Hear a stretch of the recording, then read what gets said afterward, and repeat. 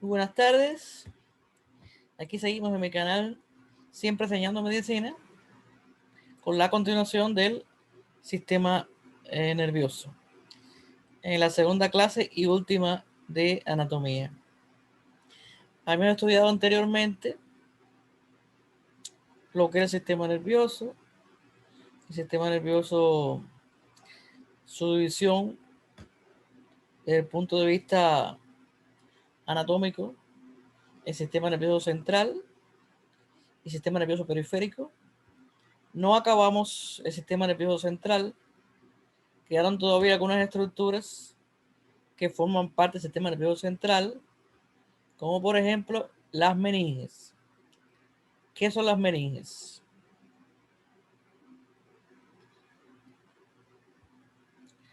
Bueno, tenemos que los órganos del sistema nervioso central, eso que vimos, encéfalo y médula espinal, y las diferentes partes del encéfalo, etc. Todos los órganos del sistema nervioso central, como el encéfalo y la médula espinal, están protegidos, además de las envolturas óseas, como son el cráneo y la columna vertebral respectivamente, están protegidos también por unas membranas llamadas meninges. Esas membranas llamadas meninges son tres: dura madre, pía madre y aracnoides.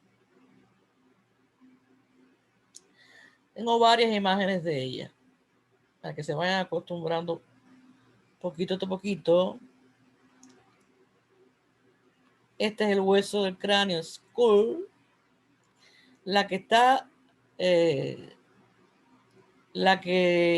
está adjunta, pegada al hueso, o sea, la más externa, es la dura madre.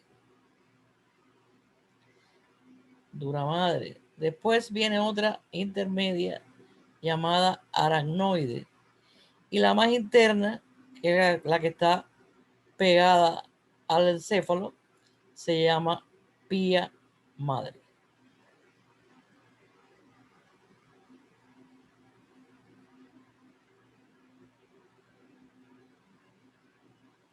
Las meninges son capas de tejido conectivo, que ya lo estudiamos, tejido conectivo membranoso, no membranas, que cubren al encéfalo y a la médula espinal para que no estén en contacto directo con los huesos de la columna vertebral y del cráneo. La más interna, como ya dijimos, es la pía madre. Pía madre, la más interna, que se va a dirigir a quién? Al encéfalo y a la médula espinal. La intermedia es la aracnoide. Y la más externa es la dura madre. La dura madre está pintada de color azul y es la que se va a adherir al hueso, al cráneo. Cada una de las membranas meninges cumple una función vital en el mantenimiento y la función adecuados del sistema nervioso central.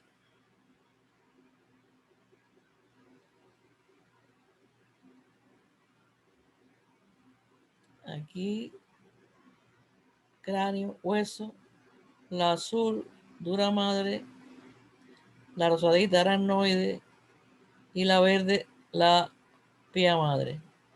Mira el aracnoide como tiene unas trabéculas, un espacio poroso.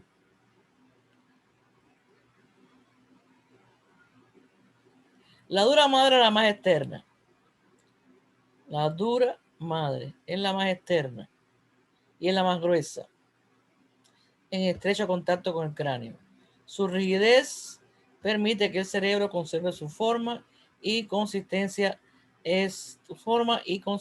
consistencia interna.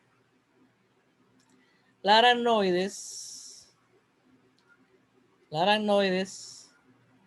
blanca, la azul, dura madre, la blanca aracnoide, es la del medio y tiene un tejido trabecular. La aracnoide de la capa media de las meninges está entre la dura madre y la pia madre y recibe el nombre aracnoide porque este tejido que tiene parece como una tela de araña. En el espacio subaracnoideo, este es el aracnoide, subaracnoideo es donde está el líquido cefalorraquídeo. En inglés, cerebroespinal fluid. El líquido cefalorraquídeo corre en este espacio trabecular por debajo de la aracnoide. Y la pía madre, esta es la dura madre, no, perdón, este es el cráneo, esta es la dura madre, este es el aracnoide con sus trabéculas, en el espacio subaracnoideo va a estar el líquido, y esta es el cerebro, el encéfalo, y esta rosadita es la pía madre, que es la que cubre el encéfalo y la médula. Entonces la pía madre se encuentra debajo del espacio subaracnoideo, que está aquí, es delgadita y está firmemente adherida a la superficie del encéfalo y la médula. Al igual que la dura madre, tiene un rico suministro de vasos sanguíneos que perforan la membrana, perforan a la pía madre para suministrar los nutrientes al tejido nervioso subyacente. En general, la función de las meninges es brindar protección impidiendo la entrada de sustancias perjudiciales para el sistema nervioso, proteger de infecciones graves y daño neurológico generado por algunas sustancias, proteger los vasos sanguíneos y contener al líquido cerebroespinal, al fluido cerebroespinal. La barrera hematocefálica es una estructura que una combinación de astrocitos y células endoteliales que hacen una barrera que no permite que la sangre, que las sustancias dañinas que vienen por la sangre entren al tejido cerebral, al tejido nervioso.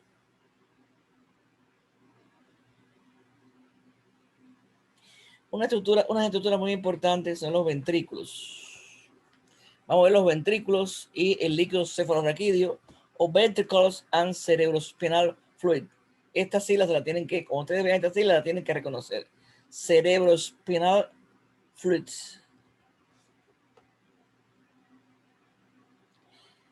Dentro del encéfalo existe un sistema de cavidades interconectadas entre sí que se van a llamar ventrículos y son 4. 2 laterales, uno medio llamado acueducto cerebral y un cuarto ventrículo. Estas cavidades están llenas de un líquido incoloro y transparente que recibe el nombre de líquido cefalorraquídeo o cerebrospinal fluid, que va a circular este líquido continuamente a través de las cavidades del encéfalo, bañando a la médula espinal también. Aquí vemos los ventrículos. Hay 2 laterales. Este es el lateral. Los laterales, miren qué grandes son los 2 laterales. Un tercer ventrículo medio y el cuarto ventrículo. Aquí vemos los ventrículos laterales, estos grandes, son los ventrículos laterales, uno a cada lado. Son los más grandes. ¿Cuáles son las funciones del líquido cefalorraquídeo o cerebroespinal fluid? Es el medio de intercambio a determinadas sustancias. Además, transporta nutrientes. Además, es un sistema de eliminación, sirve de eliminación a los productos residuales. Mantiene el equilibrio iónico adecuado. Es un sistema de amortiguador mecánico para los golpes. Protege el encéfalo y la médula espinal de daños físicos y químicos y ayuda a mantener una temperatura uniforme en el sistema nervioso. Todas son las funciones del líquido cefalorraquídeo. No confundir las funciones del líquido cefalorraquídeo con las funciones de las meninges que vimos anteriormente. Son las funciones de las meninges.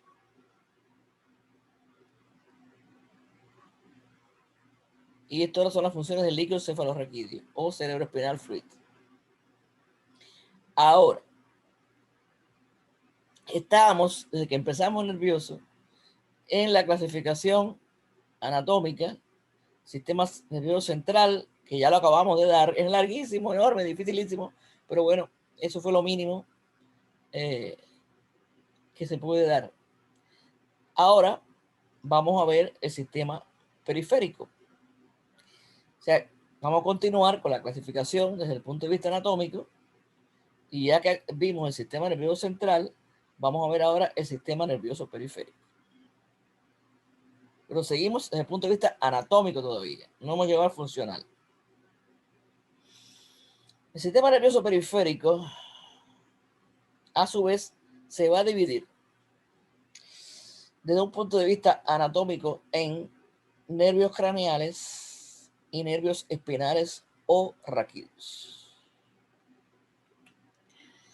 Lo que está amarillo en el centro del cuerpo es el sistema nervioso central, el encéfalo y la médula espinal. Pero lo que sale, tanto el encéfalo como lo que sale de la médula, va a ser el sistema nervioso. Lo que sale, lo que entra, va a ser el sistema nervioso periférico. Aquí son los nervios craneales, salen del encéfalo. Entonces, lo mismo que hemos dicho, que los nervios periféricos, o el sistema nervioso periférico, va, desde el punto de vista anatómico, se va a dividir en nervios craneales y nervios espinales o raquídeos, y todo va a depender del lugar donde ellos se originan. Los que se originan en el encéfalo son los pares craneales, y los que se originan en la columna, en la médula, van a ser los espinales o raquídeos. Los nervios craneales son 12. El 1 son 12 pares, uno a cada lado, a uno de cada hemisferio. Son 12 pares que salen del encéfalo y recorren todo el cuerpo. El 1, el primer par craneal es el olfatorio. No todo el cuerpo, recorren a las zonas específicas, pero lejos del cerebro a veces. El nervio olfatorio, el 2, nervio óptico, el 3, el nervio motor ocular, el 4, el nervio patético, el 5, el nervio trigémino, el 6, el nervio motor ocular, el 7, el nervio facial, el 8, el nervio acústico, el 9, el nervio glosofaringeo, el 10, el vago, el 11, el nervio espinal, y el 12, el nervio hipogloso.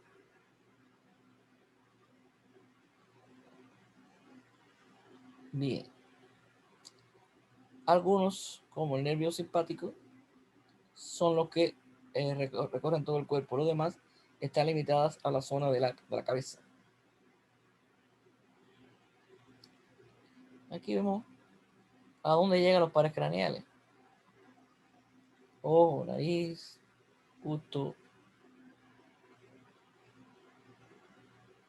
Y los agujeros para la salida de algunos de estos nervios.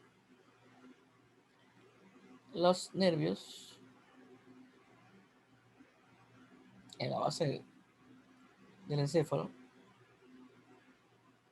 Y aquí es donde lo puedes ver un poco mejor.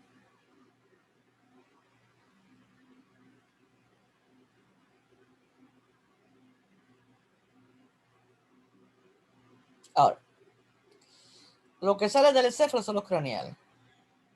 12 pares. Vamos a ver ahora.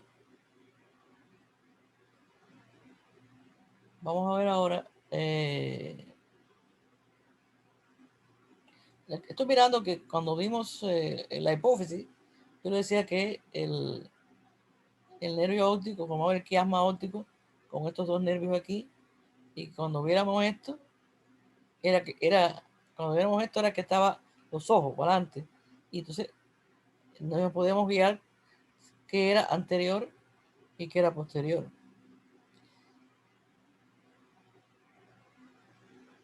Nervios espinales. Los nervios periféricos se dividen en craneales y raquídeos o espinales. son todos los que están pintados azul. En toda la longitud de la médula espinal hay 31 pares de nervios espinales, o sea, 12 pares craneales y 31 pares de nervios espinales, fijados por raíces anteriores que van a ser motoras y por raíces posteriores que van a ser sensitivas. ¿Qué quiero decir con esto? Que cada nervio raquídeo está unido a la médula por una rama posterior y por una rama inferior.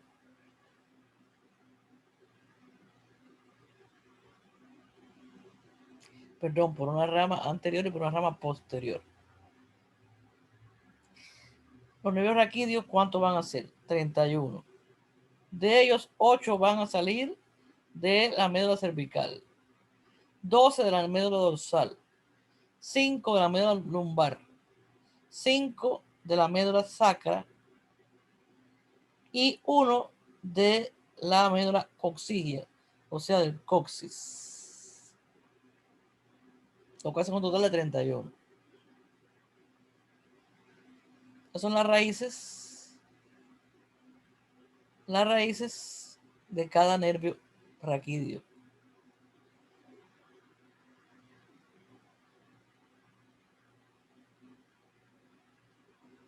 Ahora, viendo los nervios periféricos, no desde un punto de vista anatómico, sino desde un punto de vista funcional, pues los nervios periféricos, según el tipo de información que lleven, van a ser aferentes o sensoriales, que van hacia el sistema nervioso central para que la información sea recibida, analizada y procesada y devuelta en forma de una respuesta motora que la va a llevar ¿quién? Los nervios periféricos eferentes o motores. O sea, lo sensitivo o sensorial, lo que capta, va de forma aferente a la médula. Y lo que la médula ya procesó y da una respuesta motora va a ser eferente. Entonces, dicho de otra forma, los nervios periféricos conectan a los diferentes órganos y músculos del cuerpo con el sistema nervioso central. ¿De qué forma lo hace? A través de nervios sensitivos o aferentes que van a transmitir las sensaciones de todas las zonas del cuerpo inervadas hasta el sistema nervioso central. Y nervios motores o eferentes que dan la orden desde el sistema nervioso central, en este caso médula, a los distintos músculos, glándulas y órganos efectores. Esto es muy importante, saber lo que es aferente y lo que es eferente. Seguimos con aferente y eferente. Aferente o sensorial transmite la información desde los receptores hasta el sistema nervioso central por las vías sensitivas aferentes.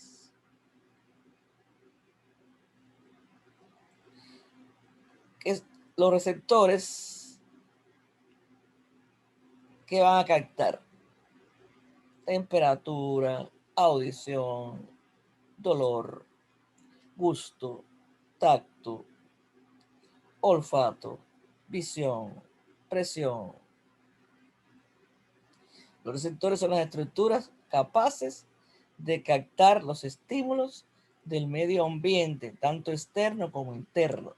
Y de estos receptores que van a partir las vías aferentes.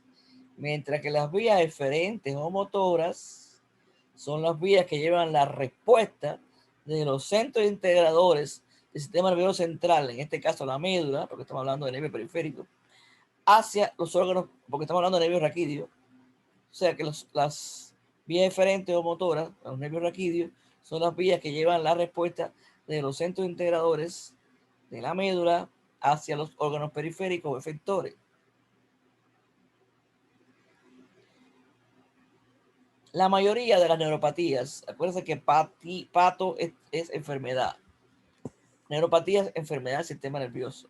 La mayoría de las neuropatías están relacionadas con los nervios periféricos.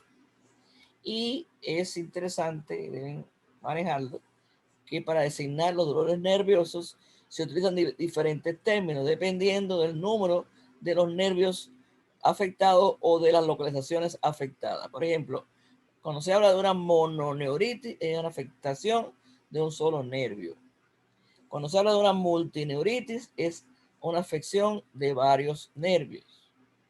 Cuando se habla de una polineuritis, son fibras nerviosas de mayor tamaño, son las que están afectadas.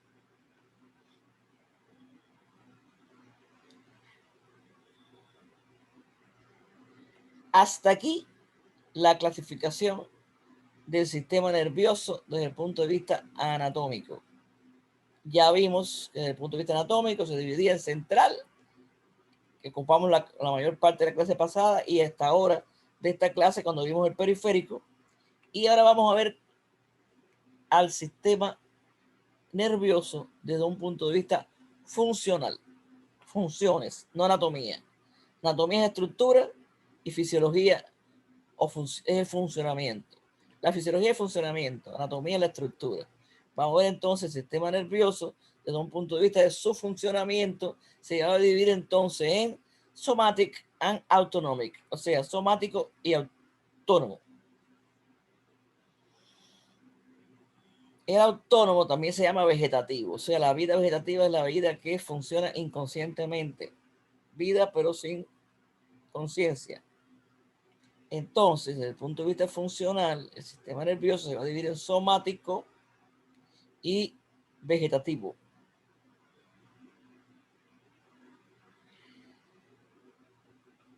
Ahora,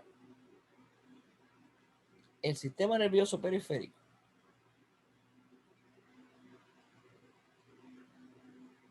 teniendo en cuenta el funcionamiento, se va a dividir según la parte del cuerpo que ejecuta la respuesta. Porque ya verán que la parte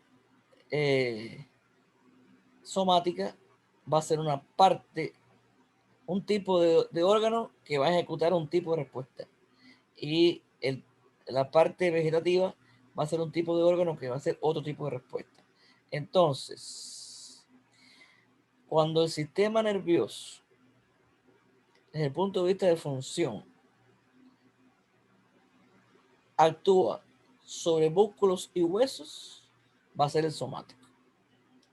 Y con el sistema nervioso, su funcionamiento va a ser sobre vísceras, va a ser autonómico o vegetativo. O sea, somático, músculo y hueso, movimiento voluntario.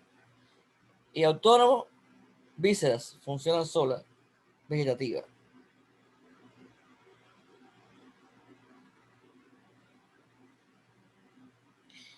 El sistema nervioso somático está formado por los nervios que van a inervar la piel y los músculos esqueléticos. Y va a participar este sistema nervioso en las actividades conscientes. Mientras que el sistema nervioso autónomo o vegetativo va a estar compuesta por el sistema simpático y parasimpático. Esto es importantísimo. El sistema nervioso autónomo o vegetativo va a estar formado por dos sistemas a la vez, simpático y parasimpático. Y está formado por los nervios que conectan el sistema nervioso central a las vísceras, como son bronquio, corazón, estómago, vejiga, intestinos. Y por tanto, este sistema interviene en las actividades inconscientes. O sea, que el sistema nervioso autonómico is involved in unconscious activities. El sistema nervioso autónomo está involucrado con los funcionamientos inconscientes. ¿Y quiénes tenemos dentro del sistema nervioso autónomo o vegetativo? Al simpático y al parasimpático. Es muy importante que se aprendan esta lámina. Y aquí tenemos que el sistema nervioso autónomo o vegetativo transmite impulsos desde el sistema nervioso central hasta la periferia, estimulando las vísceras de los sistemas. Por ejemplo, los ojos, el intestino, las glándulas, los bronquios, la tráquea, el estómago, el hígado, la vesícula, el páncreas, la médula, las suprarrenales, la médula suprarrenal, la médula nada más, no la corteza, el intestino grueso, el hígado, el riñón, la vejiga, los genitales, y lo van a hacer en forma contraria. El sistema nervioso autónomo tiene dos divisiones, el sistema simpático y el sistema parasimpático. Y cada uno hace lo contrario del otro. Por ejemplo, esto es mucho para ustedes, pero para que tengan una idea. El sistema nervioso simpático dilata la pupila, mientras que el parasimpático la constriñe. El sistema nervioso simpático, pues, incrementa los latidos del corazón, mientras que el parasimpático lo disminuye. El sistema nervioso simpático dilata los bronquios y el parasimpático lo constriñe. Esto está, como ya les hablé, el simpático es el sistema, cuando le hablé de adrenalina, les hablé que de la evolución del hombre, este sistema simpático era el que prepara para la lucha, para volar, para pelear. Por eso que prepara todas las respuestas de él es para poder volar o poder pelear. Todas estas acciones que hace es para que el organismo pueda tenga hostilidades para pelear.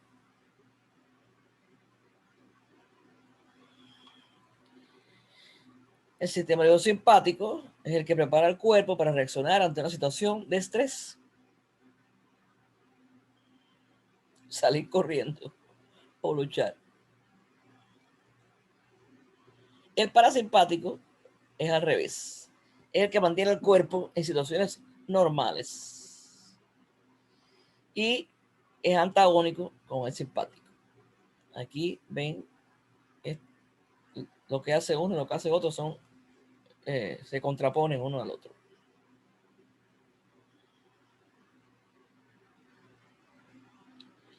El sistema nervioso autónomo controla, como ya les dije, de dos formas diferentes, según sea simpático o parasimpático.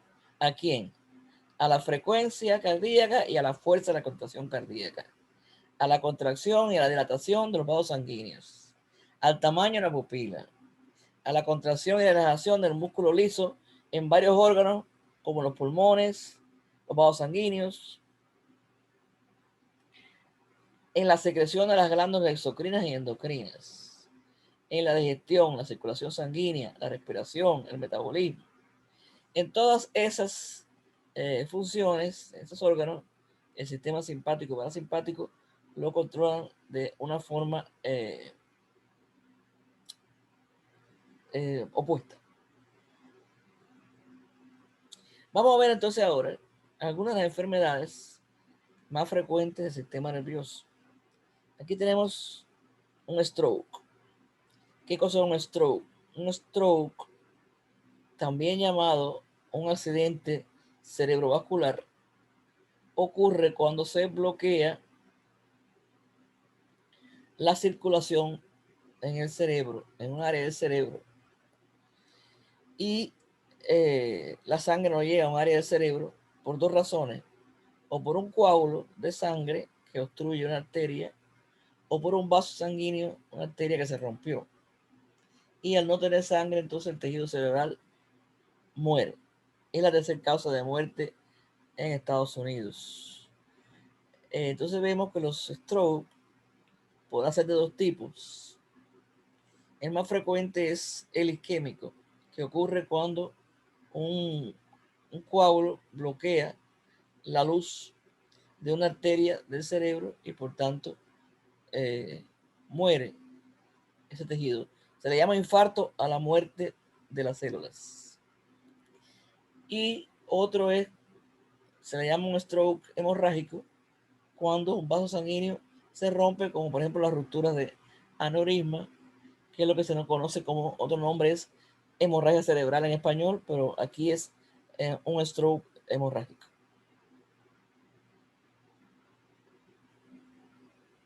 Una enfermedad interesante que ya se va haciendo bastante frecuente, ya les hablé cuando les hablé de la mielina, es la esclerosis múltiple, que es una enfermedad que afecta a la mielina, o sea, la materia blanca del cerebro y a la materia blanca de la médula espinal, provocando la aparición de placas escleróticas que impiden el funcionamiento normal de esa fibra nerviosa. ¿Qué cosa es esclerótico? Duro. O sea que donde había mielina, que es una sustancia blanda que protege el nervio, pues se desaparece la mielina y se coloca una capa dura, rígida.